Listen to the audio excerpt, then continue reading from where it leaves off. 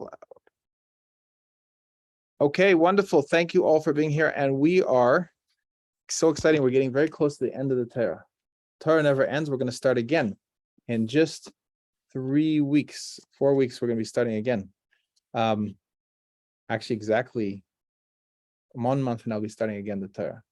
So we only have a few Torah portions left, and then we're going to start all over again. So Simchas Torah, which is the day of the rejoicing for the Torah, we sing and dance with the Torah. We read the last portion of the Torah, and we start the first portion. Go back to Genesis, book of Genesis. So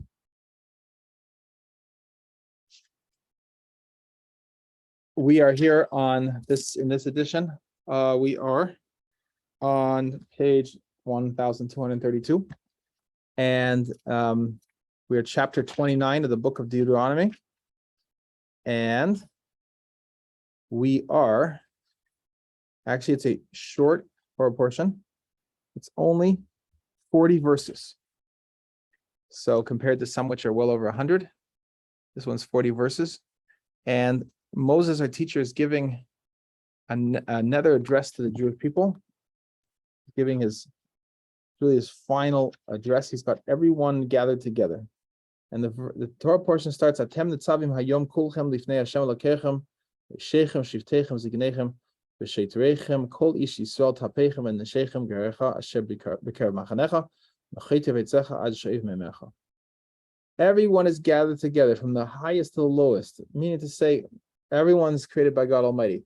But some people have certain positions of greater responsibility. Some people have responsibility. Let's say a person's a judge, a person's an elder, and then you have a person who has a more simple occupation. He's a water carrier or a chopper of wood. Everyone is essential. Everyone is essential. This is a really important lesson to understand that there's no such thing as essential workers. There's no essential workers. Every human being is essential. Everyone's gathered here together. Everyone's part of the community. Every human being, even though right now he's addressing the Jewish people as his final address, but we could understand the concept of the value of every single human being from the way Moshe Rabbeinu is talking to the people, the nation as a whole, and that you need every human being, and that's both a value, an understanding of the essential value, the infinite value of every single human being who's already alive, and the need for an infinite number of more human beings, because just like the water carrier is needed, or the wood chopper, or the modern equivalents of that, so too everyone has something to contribute. So every human being brought into the world is making a contribution. So Moshe Rabbeinu, Moses, our teacher, is restating the covenant that God Almighty made with Abraham, Isaac, and Jacob, the forefathers of the Jewish people. And really, Abraham is called Avraham, means to say Av Hamon Goyim. He's the father of the nations. He's not just the father of the Jewish people, he's really the father of the nations. He's taking responsibility for all the nations. And Moshe Rabbeinu is saying to the Jewish people, make sure you stay on track. As he's been saying through the entire book of Deuteronomy, book of Devarim. So, and he's reminding verse 16, reminding us about all the terrible idolatry that we saw and so forth, and we should not in any way become seduced by that, should in any way become attracted to that. So he says over here in verse 18, if someone like that who's attracted to those things and involved in those things is listening and to these remarks that Moshe Rabbeinu, Moses, our teacher, is saying, and he's going to say, don't worry, that's what he's saying to everyone else, but everything's going to be fine with him, even though he's turned away. Then don't think you're going to be exempt. You can't hide from God Almighty, because God Almighty sees what's in everyone's heart, sees what everyone's doing, and don't think that you could get away with doing the wrong things and everything's going to be fine. We see in verses 19 and verses 20. And then in verses 21, it talks about what happens when, God forbid, there's going to be people that are unfaithful to God Almighty. Tremendous destruction to the people, to the land, terrible, terrible tragedies that come as a consequence of turning away from God Almighty. It's not a punishment. God is not sitting there, with a fly swatter saying, "Okay, boom." No, He's saying, "Listen, my children, stay on track. If we don't stay on track, then if we're going to drink formaldehyde or arsenic, God forbid, it has very terrible consequences. And if we're going to ingest in our bodies food that's not appropriate, if we're going to ingest in our souls input that's not appropriate, then it's something that's going to disturb us. We're going to just leave it. So thank you. So that is our job, to make sure that we stay on track and help each other stay on track. And we have to realize that there's this mutual responsibility, that God Almighty is the one that knows the hidden things, and only certain things are revealed to us, but we have a responsibility to fulfill the words of the Torah. The things that we understand, we have a responsibility to fulfill those things. And then in chapter 30, he promises the future happiness, the great reward, the great success, what's the real success is a good feeling. When we feel settled and content and grounded, that's the greatest reward. That is attainable because we know that that's attainable because all we have to do is stay on track and we will receive those blessings.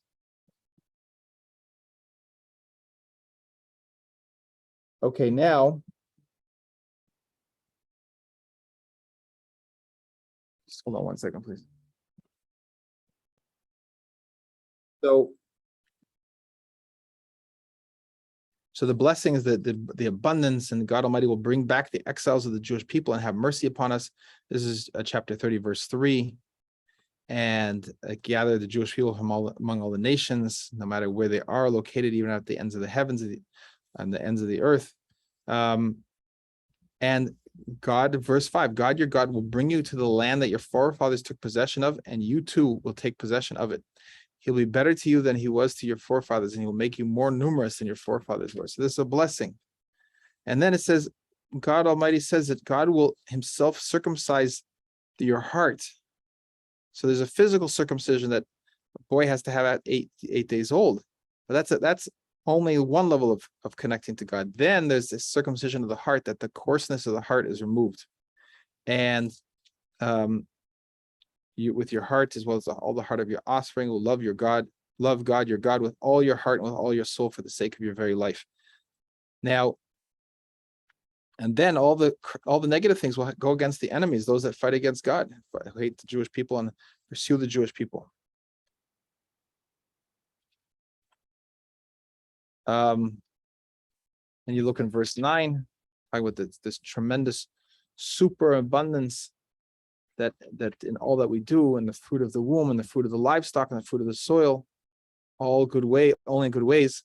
God once again will rejoice over the Jewish people, rejoicing to do good to the Jewish people, and he will joy as he rejoiced over their forefathers. When you obey God, your God, this is verse 10, safeguarding his commandments and his rules written in this Torah scroll, but continuing to study them, and you will return to God your God with all your heart and with all your soul. So then in verse 11, it talks about the Torah is not in heaven. It's not something that's far away. You don't have to think, the truth is right with us.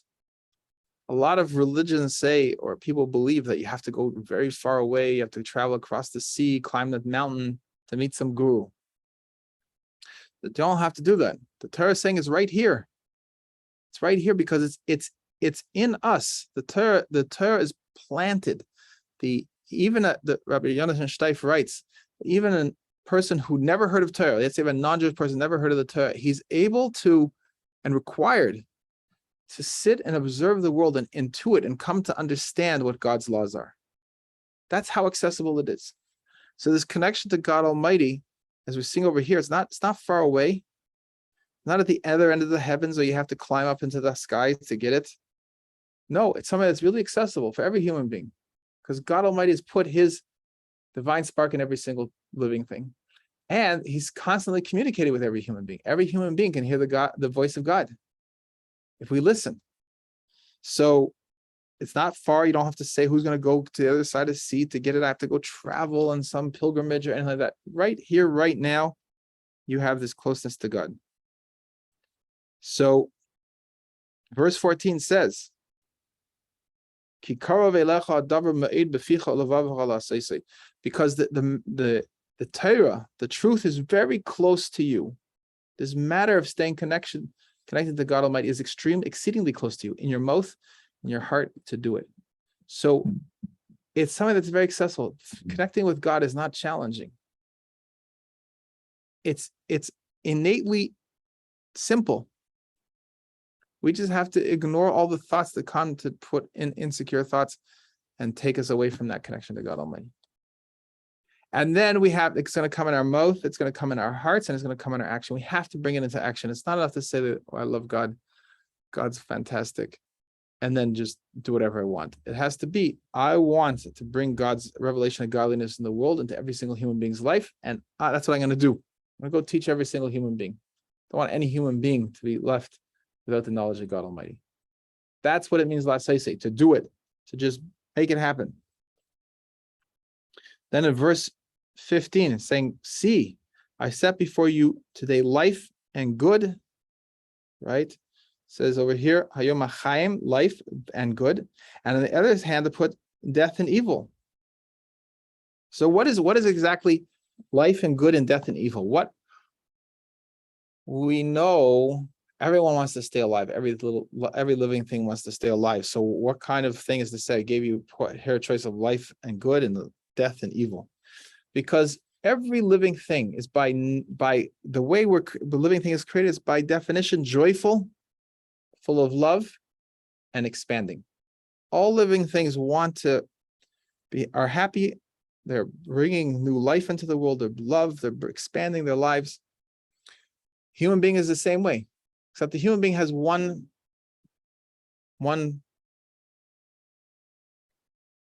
extra feature, which is we have the ability of choice. We're masters of choice. We have free choice. So we can say, you know what, today, person can say he doesn't want to feel so joyful. Doesn't want to feel so loving. Doesn't want to be so expansive. He wants to contract. That's within a person's choice. What's that? That's the death energy. We call it the Yetzirah, the evil inclination. That's where comes to a person with all kinds of questions and thoughts. And are you good enough? And you didn't do this right. And whatever, where's God? And maybe no one likes me. And all these kind of thoughts are all the thoughts of the death energy. It's all coming to get a person to contract. So if you see somebody that's not moving, right? Like you ever come into your kitchen, and you find in the sink a bug, some sort of beetle or fly. Like, oh my gosh. And you look at it and come close. It's not really moving. It's very lethargic. Maybe it looks like it's half dead, right? That's what death looks like. When the thing is dying, it slows down until it stops. But until an animal or an insect is dying, it keeps moving. Only a human being could be fully alive and at the same time think thoughts that he feels like he's half dead. That's what depression is. Depression doesn't want to get out. He looks like the insect in the sink, barely moving, doesn't feel interested, doesn't feel engaged in anything, right? Everyone could go through these phases. Where's that coming from? Is that reality? No, it's not reality. Why is it? What I mean, it's not reality, because it's only the thinking about some de-energizing thoughts that is getting a person down. I'm alone. No one loves me. I don't have any money. I'm not going to have any money. I don't know where God is. All these thoughts are going through a person. I didn't have a good childhood. There's not a good future. Person is so down from his thinking. So that's what God Almighty is saying over here. I'm putting in front of you life and good and death and evil. You have a constant choice, and the choice is in every single thought. Because the end result of going off track in our thinking, if we insist on staying off track, is complete, God forbid, it ends in collapse. Person goes out of their mind. Their life is so dark, God forbid. Why? Because they just want to hold on to those thoughts. When you come to them and say, listen, you're alive, you're breathing. Sometimes they even fight that. They're so stuck on the seriousness of the thoughts that things are not good that they innocently just take it as real. But the reality is life is good. Every breath is good. Money, no money, love, love. I mean, we're imagining, but we know that God Almighty is taking care of us at every instant. If we know that and we're breathing a breath and that's all that matters, then natural experience of breathing is a joyful experience. It's a loving experience. God is breathing his energy into us. And it's an expansion. Lungs fill up. Person can be sitting in jail, handcuffed his hands and his feet, and be the happiest person in the world. Be full of joy, it's alive, full of love, and full of expansion. Every breath is expansion. Right? You have a person who's living in a very fancy house, not feeling joy, he's not feeling love, he's not feeling expansion. Where's the difference? The difference is nothing to do with the surroundings, it has to do with the thought that we're taking seriously. So that's what God Almighty is telling us, and what Moses is telling us to Moshe. God Almighty is telling us to Moshe Beno here in this week's parsha. I'm giving you these two choices. These two choices are always accessible to you. You want a living hell? You could create a living hell. No, there's nothing that's going to stop you. It could be nasty to people around you. It's going to create fighting and arguments and screaming, and you could be not grateful for what you have, and you could be complaining. You can create a hell on earth right there. Totally create it in 5 minutes. Create it in the first minute, first second, the first thought. Or you could have experience of heaven. Look at this. I exist. I'm alive. God Almighty's creating me. He gave me a soul. He's giving me life. He's giving me a feeling, a good feeling. It feels good to be alive. I appreciate the breath of air. I appreciate the bit of water. I appreciate the food. I appreciate. A person can be just joyful all day from the gratitude for every breath, everything they have. So that's joy. It's love. Love. You love other people. Not worried about does he love me? Does she love me? Did my parents love me? No. What does that matter? The amount of love that we have is drawing on the infinite. So whether my mother and father love me is not relevant, because they're not the source of my love. The source of my love is God Almighty. He's the one that created me. He's the one that's a partner in my conception. He's the one a partner in my coming into existence. He's after my parents are no longer, relevant on a day-to-day basis. My only relationship, my only real parent is God Almighty. He's the one that's constantly there with me. So what does it matter what my father did or said or thought or didn't think or loved or didn't love? All that matters right now is I have an infinite source of love within me because it's from the infinite one, and I can share that with other people. I can bring it to the open, feel it myself, towards my creator, towards myself, and towards everyone around me. Everyone could do that. There's no one in the world, no matter what they went through, everyone has access to that. Everyone has the access to joy. Everyone, it's just part of the fabric of who we are. So we have to stop repressing that joy. We have to stop thinking these thoughts. These thoughts are like, you have a spring of water, the water shooting out of a spring. And then you come along with a cap because you don't want too much water coming out. So you put a cap on it. So the joy of life, the love of life, the expansion of life, that's like the water shooting out of the spring. And our thoughts are like the cap. It's trying to tamp it down. It's trying to damp it down. It's trying to stop it. It's trying to, no, not too much now. Don't get too excited. Don't get too happy. Don't get too loving. Don't get too big. Where does that come from? Not from God. It comes from the thoughts that we're taking seriously. So we need to, God is saying, no, you have a choice. And here's the key. The key is, even if until now, in verse 15, you're already going down the one side. Let's say a person is going to the side of death and evil. He's thinking all kinds of negative thoughts and sad thoughts and lonely thoughts and angry thoughts and so forth. At every second, God Almighty is saying, I have set before you today, right now, life and good on one hand and death and evil on the other hand. So right now, what I've done until now is also irrelevant. Right now, I could completely choose the life and the good. That's so incredible. Now, maybe I did some things that need to be, apologized for. Maybe I did some things that need some sort of reparations. If I took someone's money, I have to pay them back or something like that. But I can change course at every second because God Almighty is giving me I'm the master of choice, and every instant I have placed in front of me the choice between life and good and death and evil. So I can let go of the choice I just made and say, okay, whatever that was that I've been doing until now. I don't know what that was. I don't know what I was thinking. Okay, now I'm choosing life. I'm choosing good. We all have that ability every second. So then we see in verse 16,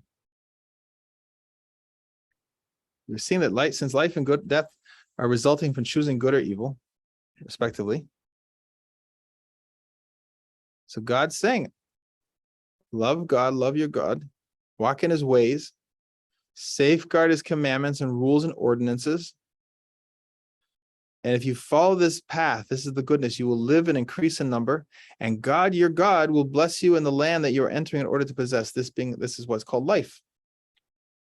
But if, God forbid, your heart deviates from this path and you do not listen, and you'll be drawn astray, prostrate yourself to other deities and to serve them, it's called evil, then God says, I declare to you this day that you will certainly perish. You will not endure in the land that you are crossing the Jordan River in order to enter, possess this. That's called death, being evicted from the place where you're meant to be. So this is Moses is warning of this, and it's such a loving reminder. So when we see the things that our lives are not going well, we say to ourselves, okay, I've been making some bad choices. We don't make it worse by starting to complain more. We don't make it worse by starting to attack more, do more things to stir up the mud, and do more things to take advantage of pleasures in this life and take advantage of experiences. Rather, okay, I want to choose life and I want to choose good. No matter how low a person is sunk in their despair, this is always, always available to them. So everyone has to remind that, and we have to spread that. That's the message of hope. That the choice of life and good is always, always, always available to every single human being. And then at the final portion of the Torah portion, verse 19, Moses, our teacher, saying he's evoking heaven and earth. There's witnesses that he set before people the life and death, the blessing and the curse.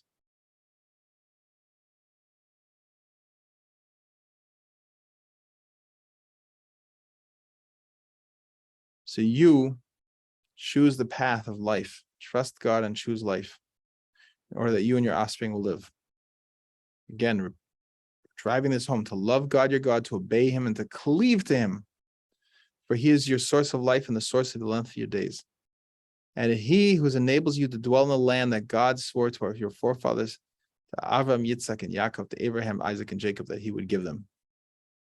So we can see that this concept of living in the Holy Land is an important part. The Jewish people are supposed to live in the Holy Land. It's an important part of being alive, because that represents the fulfillment of the mission in the world.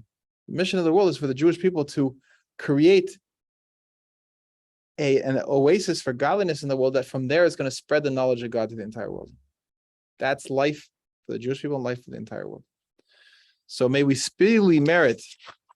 And so why did God distribute us among the nations?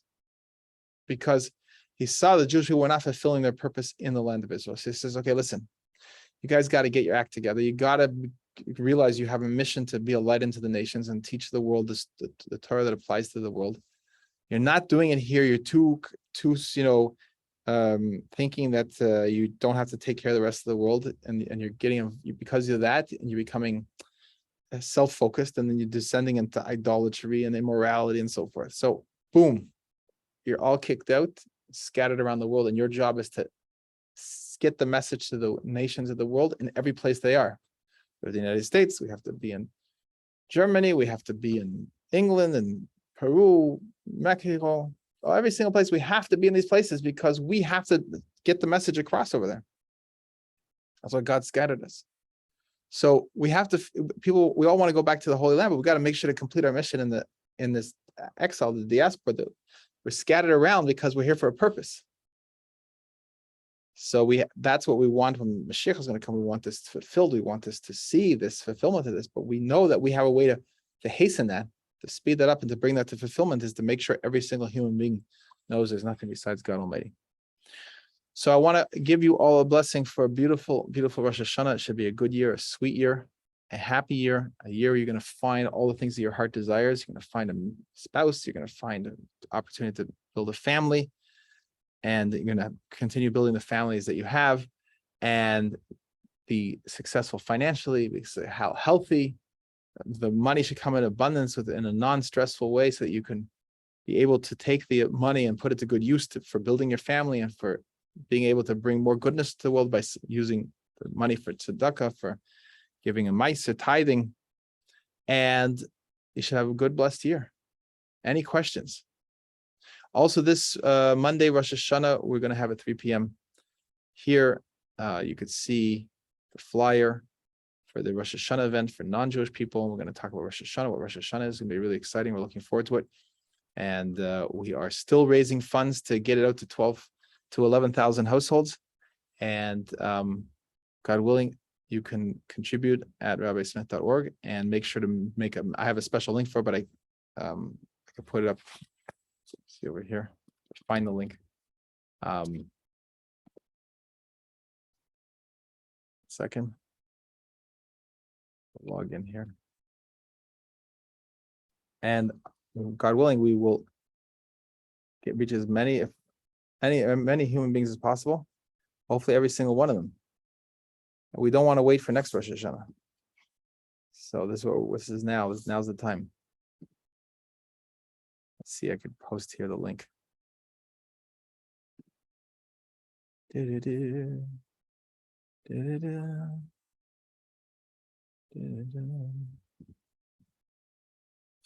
second here. Copy here. I'm gonna put it in the chat.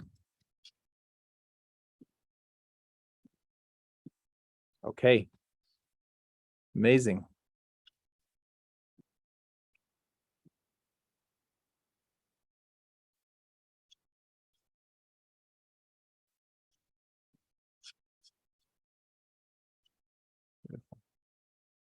Okay.